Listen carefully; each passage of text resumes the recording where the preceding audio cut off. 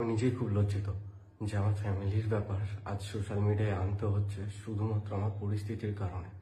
কারণ আমি এমন একটা পরিস্থিতিতে দাঁড়িয়ে আছি যেখানে আমার নিজের জীবনেরই কোনো গ্যারান্টি নেই। বাড়িতে যাওয়ার পর ঝুট ঝামেলা হতেই পারে, আমি মানলাম, কিন্তু কোনো দিদি বটি নিয়ে কোপাতে আসে, এটা কি মানা চায়?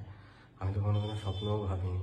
আর এই সব আমার বাবা মা কি করে সাপোর্ট করে আমি এখনো বুঝতে পারি না। আর সেই সাপোর্ট করতে গিয়ে যে বটিটা দিয়ে আমি কোপ দিয়ে ওখান দিয়ে পালিয়ে এসেছি, সেই ব্লেমটা দিতেও আমার বাবা মা একবারও পিছু পা হাঁটেনি।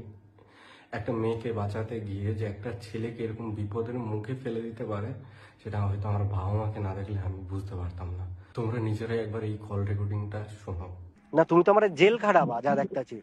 তো জেল খাটা বলে তোর কি করবো? তোর দিদির সঙ্গে না না, যদি বটিটা দিয়ে আমি কোপ দিয়ে বেরোয় গেছি। হ্যাঁ তুই কোপাইছো। আমি কোপাইছি, বেরোয় গেছি মানে হ্যাঁ আমি মানে তোর জেল খাটাবো। হ্যাঁ, তোরে আমি জেল খাটাবো। তুই যদি নিজের ভাই বোন যদি কাজ করলে যদি তুই বিচার না করতে পারো, হুম। তুই আজ একটা অন্য বউরে ওই কণিকা কি কবে আনে? আজ তুই বাড়ি আসিস 5 মাস পর। ও না, আমি হ্যাঁ, করছি বটিটা নিয়ে আমি দিদিরে কোপাইতে গেছিলাম। দিদিরে কোপাইতে, দিদি বটিটা আনছে, সেই বটি নিয়ে কি কি করতে আনছে? বটিটা কি করতে আনছে?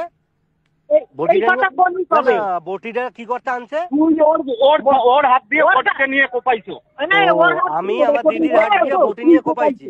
না তুই তো এখন তুই সাধারণ মানে কেস দিয়ে বাঁচার জন্য রেকর্ডিং করলে রাখতে আছিস, তাই সেরকম ভাবে রেকর্ডিং কর। তুই কোপাইছো, যে কোপ খাইছে সেও কবে। আমার যে কোপ খাইছে সেও কবে? ওই কনি কবে রন কোপাইয়ে গেছে, ওর দিদিরে আর মারে কোপাইতে গেছিল, আমি ঠেকাইতে গেছি, সেই কোপ আমার মাথায় লাগছে। তো যার গায়ে লাগছে সেই কবে তার কাছ দিয়ে সব প্রমাণ হবে। মানে আমি এখন বলতে পারতাছি যে তোমার মাইয়া এত ভালো নাটক কি করে পারে।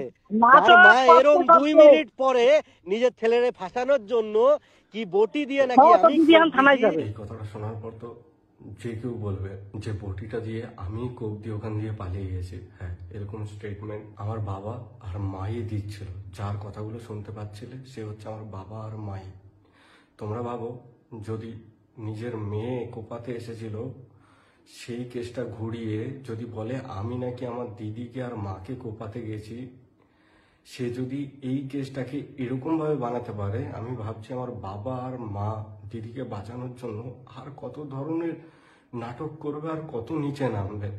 এর দিয়ে তোমরা আমায় ডিরেক্টলি কিছু বলেই দিতে পারো, তোমাদের যেই প্রবলেমটা আমায় নিয়ে আমায় বলে দিতে পারো।